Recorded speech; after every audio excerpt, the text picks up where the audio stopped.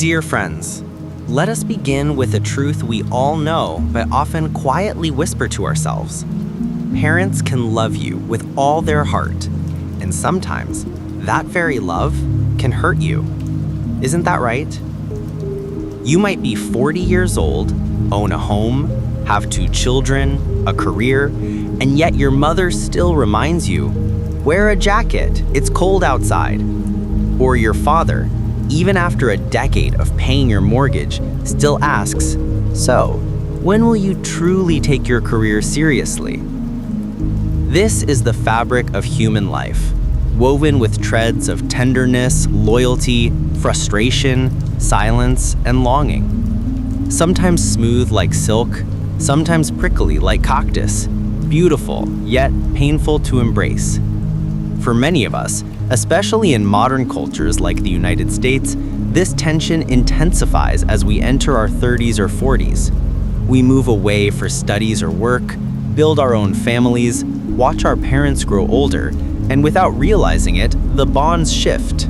Sometimes taut, sometimes weak, sometimes almost entirely frayed. Long silences, awkward phone calls, and guilt-laden remarks echo. Parents see themselves as lifelong caretakers. In their eyes, you are forever their child, no matter how many birthdays pass. As children grow, they seek independence, respect, self-governance. Conflict is inevitable. Second, expectations. Parents often desire gratitude, closeness, sometimes even obedience. Children crave understanding, unconditional love, and autonomy. When expectations clash, pain is unavoidable. Third, ego. That fortress of I am right, you are wrong. Each break is a memory. Old hurts, disappointments, sharp words, repeated arguments. Have you noticed how fights with parents often feel like reruns of an old soap opera? Same story, different day. It's like placing 2 mirrors facing each other. What reflects is not the person, but a distorted image, endlessly repeating. One of my students, Sarah, had not spoken with her father lovingly for years. Every conversation turned into a battlefield. Her father criticized her career, lifestyle, even motherhood. She confessed, "Teacher, whenever I talk to my dad, I feel like screaming." Modern advice often suggests, remove toxic people from your life, protect your peace. But here was the paradox. This was her father.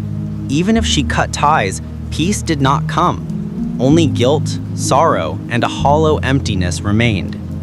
So she chose a new path, not to change her father, but to change herself.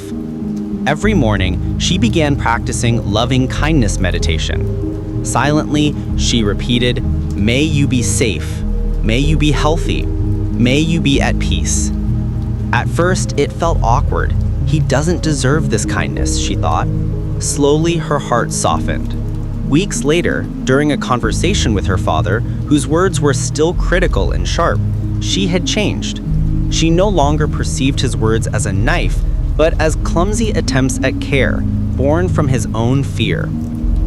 One day during a phone call, she said calmly, "Dad, when you say things like this, it hurts me. I know you mean well, but it feels heavy for me." It was not an accusation, it was her truth. For the first time, her father paused, completely paused.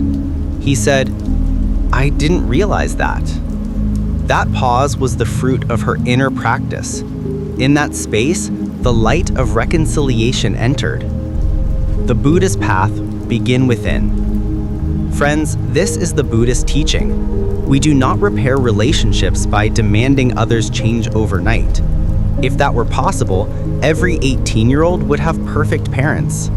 Healing begins from within. Just as the lotus rises pure from muddy waters, reconciliation blooms when we nurture compassion for both ourselves and the pain our parents carry. We cannot control their words, but we can control how we receive them, process them, and respond. That is true freedom. Instead of saying, "You never listen to me, you're always criticizing," try, "When you interrupt me, I feel ignored." When you comment on my decisions, I feel hurt. Notice the difference. One carries attack, the other carries truth from the heart. Parents may not agree, but they cannot deny your feelings. This is not weakness, it is wisdom. Compassion and boundaries. Compassion does not mean silently enduring. No. Compassion is gentle yet strong. If your mother calls 3 times a day asking why you haven't remarried, you do not have to endure silently. You can set boundaries based on love. Say, "Mom, I love hearing your voice. Let's talk every Sunday afternoon. Then we can slowly share our stories." This is not rejection, it is structure. Boundaries are not walls, they are bridges.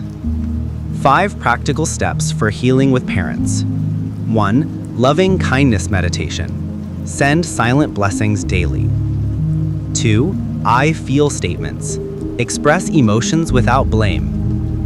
3. Active listening. Listen attentively without preparing a reply. 4. Compassionate boundaries. Say yes to love, no to harm. 5. Gratitude practice. Express appreciation at least once a week. So, dear friends, what does repairing distance with parents truly mean? It means beginning within, seeing them not just as mom or dad, but as fellow travelers carrying burdens we may not always notice. Not erasing the past, but breaking its chains gently. Then a wonder occurs. The distance we imagined as miles is often just a thin, fragile veil waiting for us to lift. One day you may hear their voice and feel not readiness for pain, but peace. You will see them not as critics, but as humans doing their best with the tools life gave them. Then reconciliation blooms, like a lotus rising, untouched by mud, love emerging anew, astonishing and true. Pick up the phone, say I love you, say thank you, or simply say I am listening. Often, that is enough. Because ultimately, repairing distance with parents is not only their healing, it is giving yourself a gift of wholeness.